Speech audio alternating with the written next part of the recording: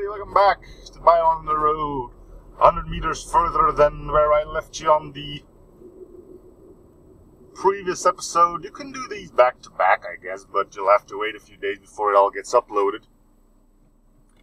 Anyway, it still hasn't started raining yet. There's a slight drizzle, but no real rain yet. So the good thing is I didn't have to walk in the rain when I was heading to my car. Brilliant.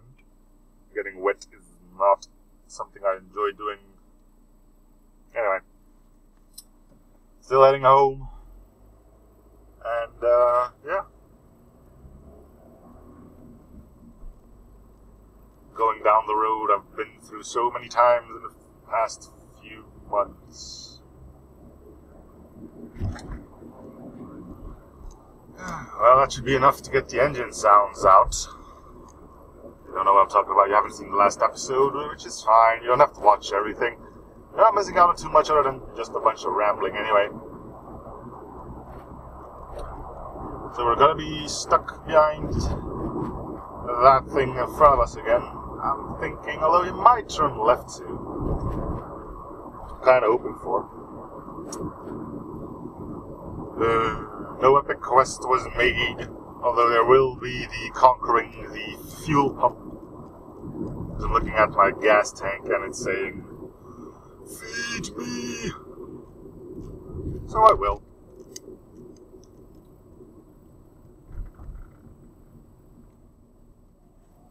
So what are you? I'm just taking those kids straight ahead. Good. It means I don't have to plow through them, which would be bad for business.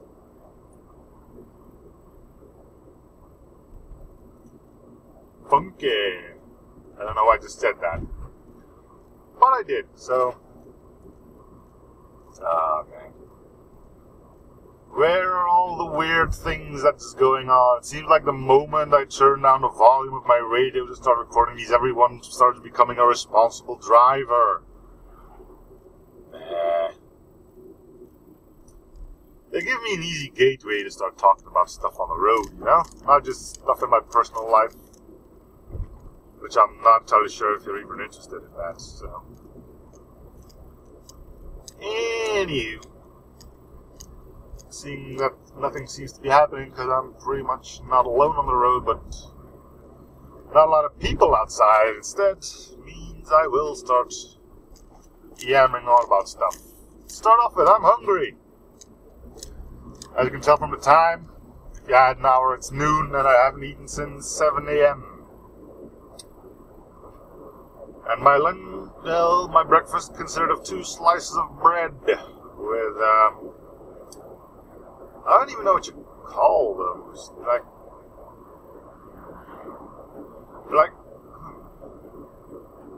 I really have no idea what they're called. I'm going to try and, if I remember it, find a picture of it and put it up. I don't know what it's called in different languages. It might be just a thing here.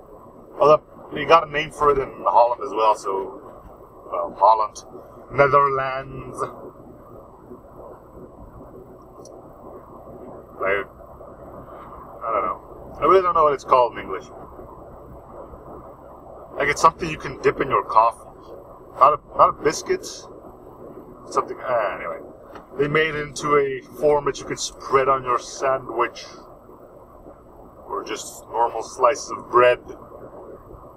We had one of those with a glass of. Orange juice, also known as OJ.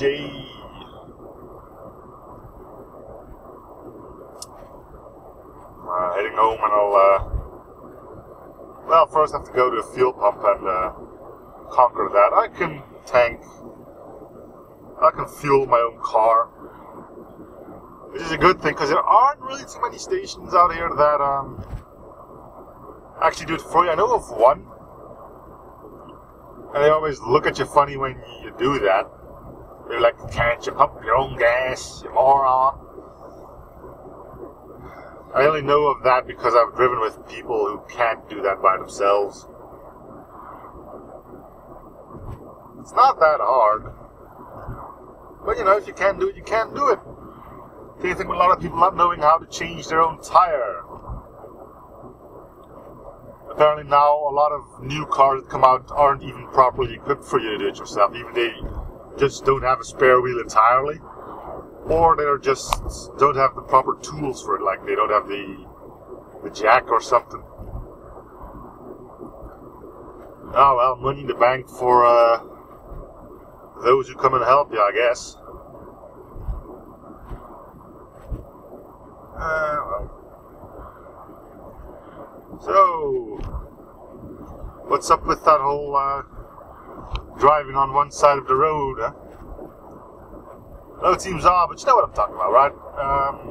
Like 80% of the world, and by that I don't mean literal numbers, because like 80% of the world's surface drives on the right side of the road like we do, and the other 20% drives on the left side. I don't know if those numbers are correct, I'm just throwing it out there, but from as far as I know, it's just the UK, parts of Asia, and I think a few places in Africa that drive on the left side.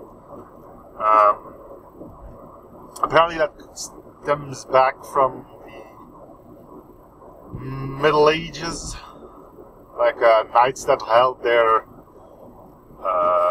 lance in one hand and shield in the other hand was easy for them to pass by each other on the left side when they wanted to poke their enemies. So the left hand side is the... why are you driving in the middle of the road?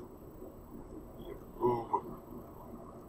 So yeah, I think left hand side was the original one because they had their weapon in their right hand and it was easier to poke people with it. An odd fact is, though, even though we're driving on the right hand of the road, trains actually drive on the left track. Where are you? I don't know why we suddenly decided to switch to the right.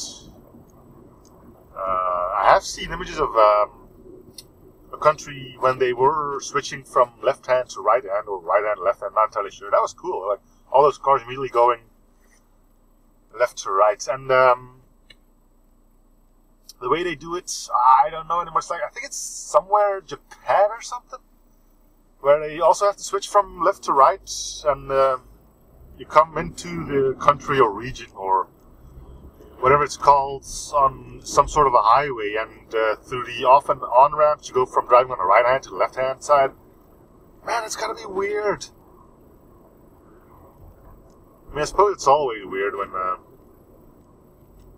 they're used to driving on one side and you have to go to the left-hand side. Actually, encountered an accident once from a couple from the UK that went touristing on the coastal reaches of Belgium. Yes, big surprise, live in Belgium. If you still don't know that, well, now you do. And they were covered with the right-of-way, like... If you get on a crossroad and there's a car coming from the right, you have to let him pass. In the UK and all of it's opposite. If someone comes from the left, you have to let him pass. And they weren't really used to that, and they just went for it. And yeah, bam, crash. We weren't involved, but we were witnesses, so we stopped our car, went out to help the poor persons because the one they hit couldn't speak English, so we had to be there to kind of be like a translator.